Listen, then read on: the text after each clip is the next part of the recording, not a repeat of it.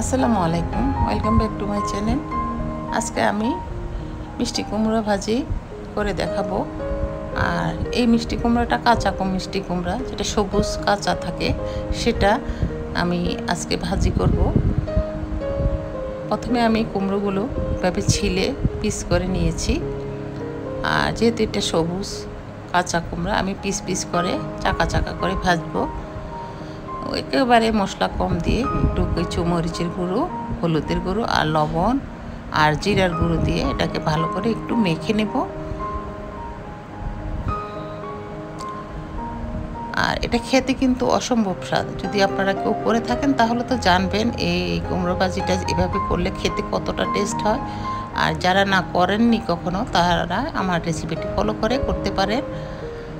আর যারা আমার চ্যানেলে আজকে নতুন, তারা আমার চ্যানেলটি পাশে অবশ্যই থেকে যাবেন। যদি ভিডিওটি ভালো লেগে থাকে কোনো অংশ, আমি মেখে নিলাম। তারপরে চুলায় একটি কড়াই বসিয়ে তাতে 4 কোষ রসুন আমি একটু থেতো করে দিয়ে দিয়েছি। এই রসুনটা একটু লাল হয়ে আসলে মাখানো কুমড়োগুলো দিয়ে দেব তার মাঝে। দেখতে পাচ্ছেন কুমড়োগুলো দিয়ে দিলাম। এখন ভালো করে নেড়ে চেড়ে এটা সিদ্ধ হওয়া পর্যন্ত আমি ভেজে নেব। আর আমি একটু ঢেকে দেব। ঢেকে দিলে একটু পানি বের হবে।